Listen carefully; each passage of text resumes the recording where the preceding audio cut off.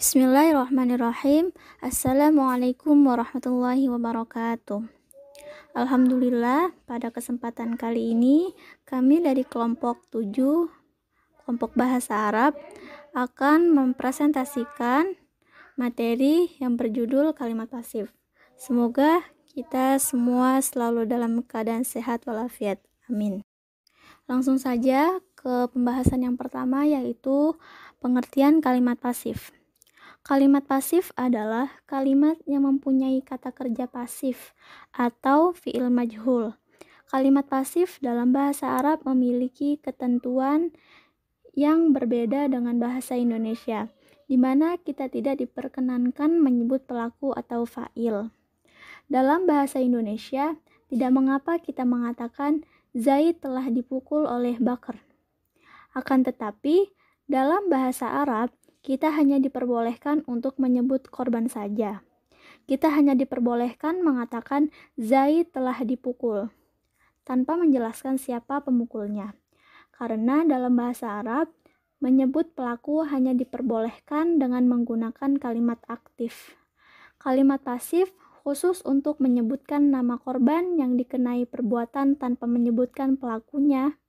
Karena pelakunya sudah dikenal, pelakunya tidak diketahui, dan pelakunya sengaja disembunyikan. Hanya fi'il mubtadi yang memiliki bentuk majhul, maka fi'il lazim tidak bisa digunakan untuk membuat kalimat pasif. Selanjutnya yaitu susunan kalimat pasif. Susunan kalimat pasif yang pertama adalah fi'il majhul ditambah naibul fa'il. Yang kedua, karena kalimat pasif, maka kata kerja yang digunakan pun kata kerja pasif atau fi'il majhul. Kemudian ada istilah naibul fa'il yang sebenarnya adalah maf'ul bih ketika kalimatnya aktif. Dinamakan naibul fa'il karena ia seperti menggantikan fa'il dari sisi susunan dan i'rab, atau naibul fa'il juga wajib marfu. Selanjutnya yaitu contoh dan penjelasan. Yang pertama, contoh kalimat aktif, yaitu doroba Zaidun Bakron, yang artinya Zaid telah memukul Bakar. Kemudian diubah menjadi kalimat pasif, yaitu duriba Bakrun, yang artinya Bakar telah dipukul. Di mana duriba adalah fi'il madi, majhul, dan Bakrun adalah naibul fa'il. Bakar dibaca domah karena memang naibul fa'il wajib marfu. Bakar dalam kalimat aktif adalah maf'ul bih atau korban. Ketika kalimatnya menjadi pasif, maka nama Zaid sama sekali tidak muncul karena ini tidak diperbolehkan dalam bahasa Arab.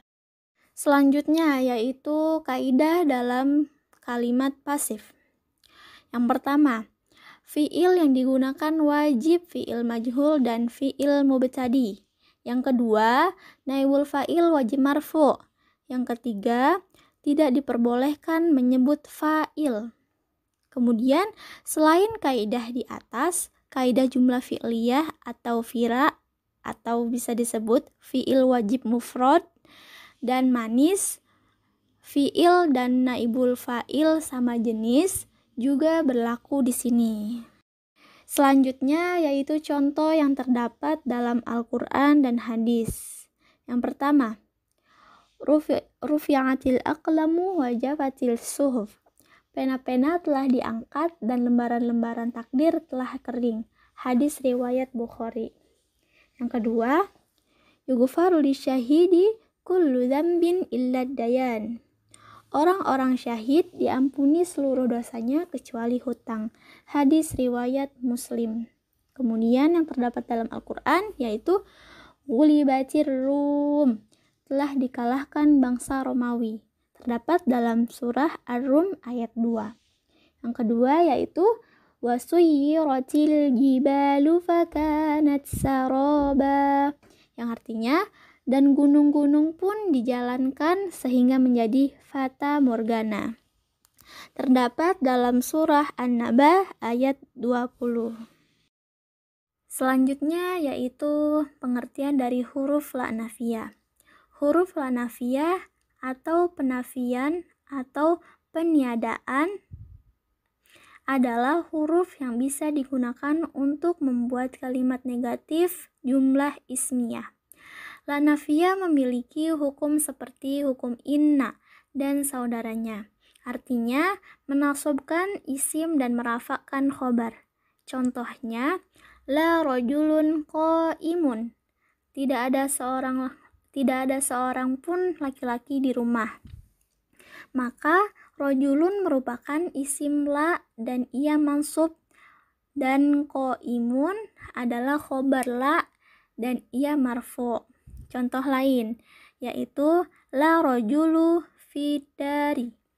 Maka rojulun merupakan isim la dan ia mansub, dan dan fidari adalah khobar la dan ia marfu. Selanjutnya yaitu kaidah yang berlaku untuk la nafiyah.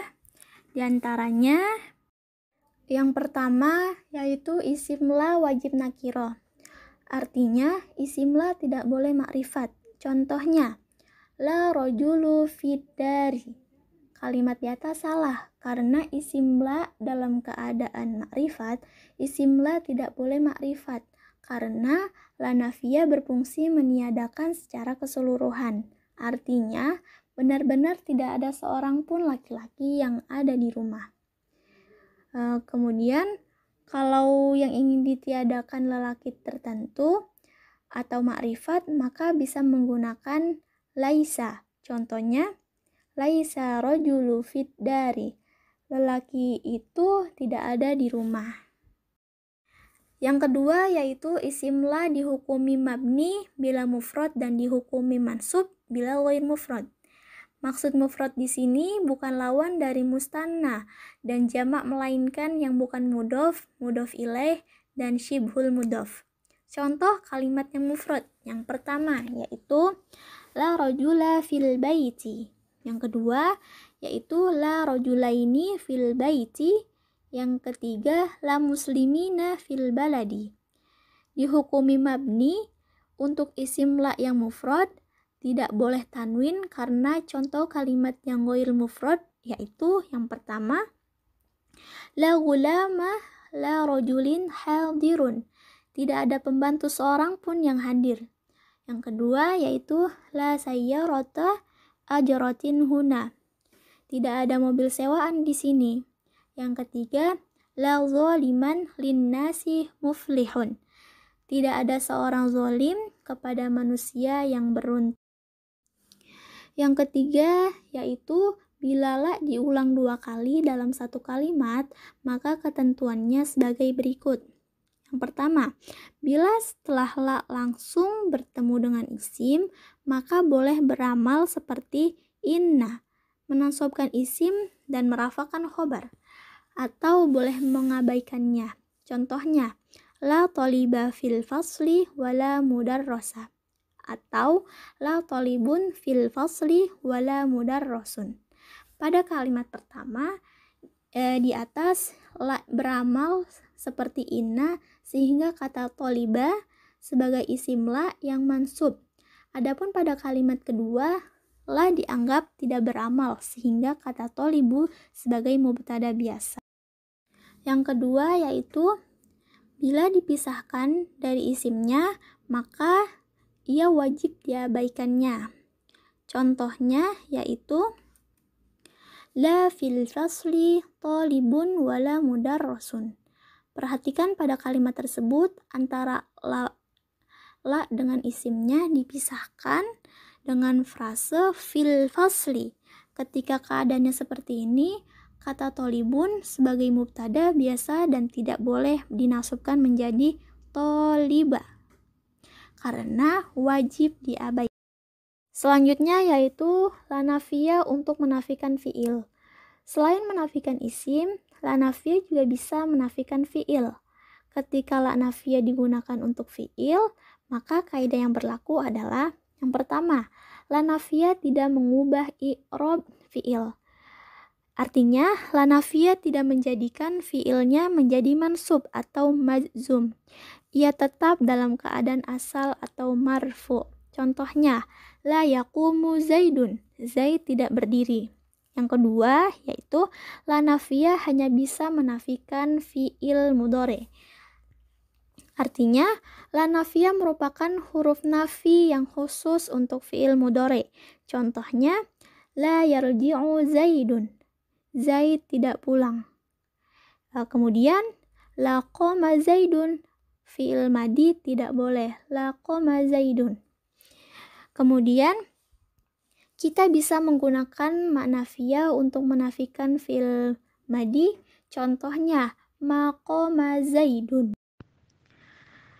Kemudian yaitu contoh dalam Al-Quran. Yang pertama, Bismillahirrahmanirrahim. Dzalikal kitabu la raiba fihi hudan lil muttaqin. Artinya, kitab Al-Quran ini tidak ada keraguan padanya. Petunjuk bagi mereka yang bertakwa. Terdapat dalam surah Al-Baqarah ayat 2. Yang kedua yaitu qalu subhanaka la ilma lana illa ma 'allamtana innaka antal alimul hakim. Artinya, mereka menjawab, Maha suci Engkau, tidak ada yang kami ketahui selain apa yang telah Engkau ajarkan kepada kami. Sungguh, Engkaulah yang Maha mengetahui, Maha bijaksana. Terdapat dalam Al-Quran Surah Al-Baqarah ayat 32.